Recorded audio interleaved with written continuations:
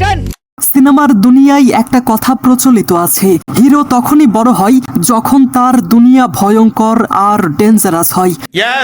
আর ইতিমধ্যেই আমরা সেটার আন্দাজ পেয়েছি যে টক্সিকের দুনিয়া ঠিক কতটা ডার্ক আর কতটা unpredictable. And we all know টক্সিকের এই দুনিয়ায় শুধু একজন হিরোই নয়, থাকবে কিছু গুড এবং ব্যাড গার্লস। জানি মেকাররা ইতিমধ্যেই সেই দুনিয়ার দরজা খুলে দিয়েছে কিছু পাওয়ারফুল পোস্টারের মাধ্যমে, like Kiara Advani as Nadia, Huma Qureshi as Elizabeth, Nayanthara as Ganga, Tara Sutaria as Rebecca and Rukmini Vasanth as Melissa. কিন্তু প্রশ্ন একটাই, এই পোস্টারগুলো কি শুধুই ক্যারেক্টার রিভিল, নাকি এর ভেতরে লুকিয়ে আছে টক্সিকের দুনিয়ার সিক্রেট লেয়ার? কেমন করে বলবো?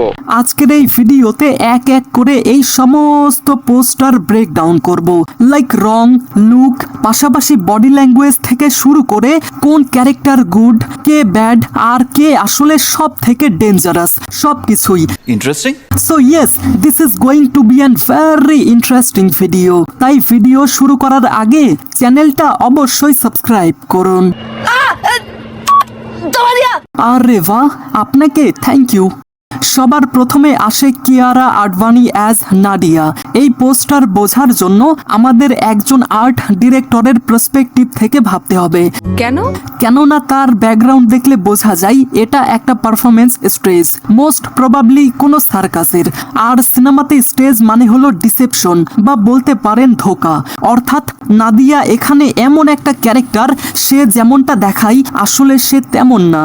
নাদিয়া দুনিয়ার জন্য পারফর্ম তো করছে, কিন্তু ভেতরে সে অন্য কেউ। আপনাদেরকে একটা এক্সাম্পল দিলে হয়তো বুঝতে পারবেন। কোনো স্টেজে যখন জোকার সবাইকে হাসায়, আমরা কিন্তু তার হাসি মুখটাই দেখি, তবে তার ভেতরে কি চলছে সেটা শুধু সেই জানে, অথবা তার ভেতরে আলাদা একটা কাহিনী চলছে।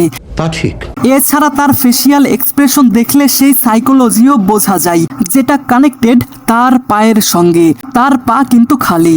আর যখন সিনেমাতে কোনো ক্যারেক্টারকে এত দামি কস্টিউমের সঙ্গে খালি পা দেখানো হয়, এটার মানে দাঁড়ায় এই ক্যারেক্টার দুর্বল অথবা বাধ্য। সে স্টেজে আছে, দুনিয়া তাকে দেখছে, তবে ভেতর থেকে সে অনেক দুঃখী, আর সে এখান থেকে কোনোভাবেই বের হতে পারবে না। সে এই টক্সিক দুনিয়াতে ফেসে গেছে। এছাড়া তার ক্যারেক্টারের নাম হচ্ছে নাডিয়া, যেটা basically Russian origin, and Nadia means hope. তো মোট কথা, এই টক্সিক দুনিয়ায় নাডিয়া একজন ইমোশনাল ক্যারেক্টার হবে। মোস্ট প্রবাবলি নাদিয়া ইয়াসের গার্লফ্রেন্ড হবে, অথবা ইয়াস নাদিয়াকে বাঁচাতে আসবে। Next Huma Qureshi as Elizabeth. যেখানে কিয়ারার ক্যারেক্টার ইনোসেন্ট, সেখানেই হুমা কুরেশির character dominant, because his look, তার hair style, no heavy jewellery and the vintage car, যেটা বোঝায় এই সিনেমার স্টোরি প্লট 1980 থেকে 90 দশকের মধ্যে সেট করা হয়েছে, যেটা বেসিক্যালি ড্রাগস স্মাগলিং এর জন্য গোল্ডেন পিরিয়ড মনে করা হতো। তাও সত্য।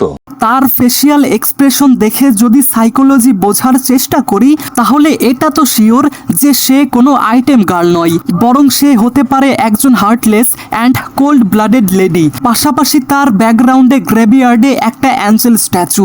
আর এই সব কিছু এটাই সিম্বলাইজ করে, যখন একটা মেয়ে কালো গাড়ির সামনে কালো ড্রেস পরে গম্ভীর অবস্থায় কবরস্থানের সামনে দাঁড়িয়ে থাকে। সিনেমার দুনিয়ায় এই সিম্বলিজমের একটাই মানে, ওয়েমেন পাওয়ার। আর টক্সিকের টিজারে আমরা দেখেছিলাম, যখন এই মাফিয়া কবরস্থানে তার ছেলেকে দাফন করতে আসে, তখন রায়া এসে মাফিয়া সহ সবাইকে মেরে ফেলে। মোস্ট প্রবাবলি এলিজাবেথ এই মাফিয়ার মেয়ে, আর এখন তার বাবার এম্পায়ার সামলাবে এলিজাবেথ। এই মাফিয়াদের দেখে কিন্তু মনে হয়েছে তারা কোনো রয়্যাল ফ্যামিলি থেকে বিলং করে। এখানে হুমা কুরেশির নাম এলিজাবেথ, যেই নাম রয়্যালিটি শো করে, যে পরবর্তীতে গিয়ে ইয়াসের শত্রু হবে। I hope you understand. এরপর আসে নায়ানতারা অ্যাজ গঙ্গা। তার পিছে একটা হোটেল বা ক্যাসিনো দেখা যায়, এবং দুইজন বাউন্সার দাঁড়িয়ে আছে। তার দাঁড়িয়ে থাকার স্টাইল বুঝিয়ে দেয় সে কারো পিছে না, বরং সবার আগে। এছাড়াও আরেকটা পোস্টারে তার হাতে শর্ট গান দেখা যায়, আর শর্ট গান তখনই ইউজ করা হয় যখন ওয়ার্নিং না, বরং শেষ করে দেওয়া হয়। জানি তার হাতে গান এবং তার ফেসিয়াল এক্সপ্রেশন বোঝায় যে সে অনেক ব্রুটাল হবে। তবে ইন্টারেস্টিং জিনিস হচ্ছে হচ্ছে তার নাম গঙ্গা বা গঙ্গা, যেটা ইন্ডিয়ান মাইথোলজিতে অনেক পবিত্র নাম। তবে পোস্টারে সে অনেক অ্যাগ্রেসিভ অ্যান্ড ব্রুটাল। এমনটা শোনা গেছে এই সিনেমাতে ইয়াশ এবং নয়নতারার সম্পর্ক অনেক ইন্টারেস্টিং হতে চলেছে। মোস্ট প্রবাবলি সে হয়তো ইয়াশের পার্টনার অথবা গুঞ্জন অনুযায়ী তার বোন। তবে এটা তো শিওর ইয়াশ এবং নয়নতারা একসঙ্গে হবে। আর এটা আমি এই কারণেই বলছি, আপনারা এই বাউন্সারের হাতে সেম ট্যাটু দেখতে পাবেন, যেমনটা ইয়াশের পিঠে দেখেছিলাম। নেক্সট। এরপর তারা সুতারিয়া অ্যাজ রেবেকা, যে আসলে একটা লাল ড্রেস পরে আছে, আর লাল মানেই ডেঞ্জার। সিনেমার দুনিয়ায় কিছু সার্টেন ফিমেল ক্যারেক্টারদের জন্য কিছু শব্দ ব্যবহার করা হয়, ফ্যামে ফেটাল, অর্থাৎ এমন একজন মেয়ে বা মহিলা যে হিরোকে ধ্বংস করার ক্ষমতা রাখে। তার হাতে যে ছোট রিভলভার সেটা বোঝায় সে আসলে ক্লোজ রেঞ্জ কিলার, মানে বুঝতেই পারছেন আপনার গার্লফ্রেন্ডের মতো। দেখে সিধে সাদা মনে হলেও সময় পেলে নিজের রং বদলে আঘাত করে। তবে সত্যি বলতে বাকি পোস্টারগুলোর তুলনায় এটা আমার কাছে তেমন একটা ভালো লাগেনি। যাই হোক, তাতে আমার বাল ছেঁড়া গেল। Finally Rukmini Basanta as Melissa.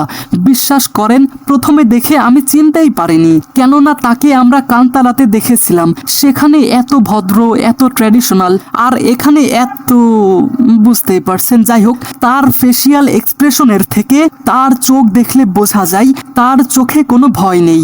Kind of কোনো ক্যালকুলেশন তার মাথায় চলছে, সে কিছু তো একটা প্ল্যান করছে। মোস্ট প্রবাবলি আমার মনে হয় সে ইয়াশের গ্যাংয়ে থাকবে, তবে অ্যাজ এ স্পাই, অর্থাৎ অন্য কোনো গ্যাংয়ের হয়ে ইয়াশের গ্যাংয়ে স্পাই হিসেবে থাকবে। আর তার নাম মেলিসা, যেটা শুনতে অনেক সুইট নাম, কিন্তু তার কাজ অনেক বিষাক্ত, অর্থাৎ ইনোসেন্ট চেহারা নিয়ে শত্রুদের ঘরে ঢুকে তাদেরকে বরবাদ করার ক্ষমতা রাখে। আর সেটা এই ছবিটা দেখলেই বোঝা যায়। আর কিছু? তো ইতিমধ্যে আমরা টক্সিকের টিজার দেখে বুঝে গেছি যে এটা একটা এ রেটেড সিনেমা হবে। শুধু ব্রুটালিটির জন্যই নয়, বরং এখানে অনেক অ্যাডাল্ট সিনও থাকবে। আমি তো তাই চাই। তো গাইজ, এই সমস্ত কিছু জানার পর এই বিষয়ে আপনার কি মতামত? আপনাদের যে কোনো মতামত কমেন্টে জানাতে ভুলবেন না যেন। ঠিক আছে, তাইলে আন্টি আজকের মতো আমি যাই। হ্যাঁ, ঠিক আছে, তুমি যাও। Thanks for watching guys.